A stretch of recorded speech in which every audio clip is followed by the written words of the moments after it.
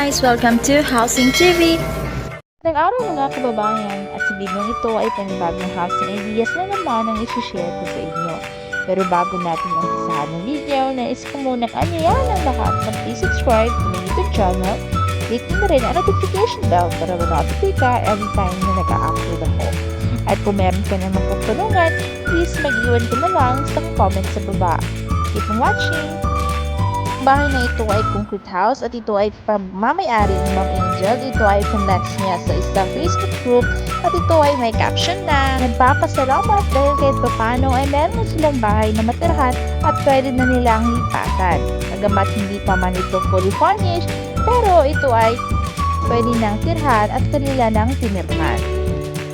And according sa owner, ang bahay na ito ay gumastos lamang ng mahigit kumulang 250,000 pesos kasama na ang labor at materyales. Ito ay may 2 kwarto, isang kusina at sala. Sukat ng bahay ay 100 square meter at ang sukat naman ng 2 kwarto ay 8 by 12 feet.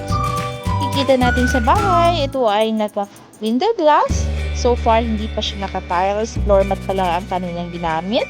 Wala pang partition at wala pang terrace, pero soon, lalagyan na nila kung magkakaroon na ng budget. Sa halagang 250,000 pesos ay nakabuo din ng bahay sila Ma'am Angel, pagdamat hindi pa totally tapos, pero ang mahalaga ay ang bahay na ito ay kanila nang natitirhan. Congratulations at maraming salamat sa inyo, Ma'am Angel.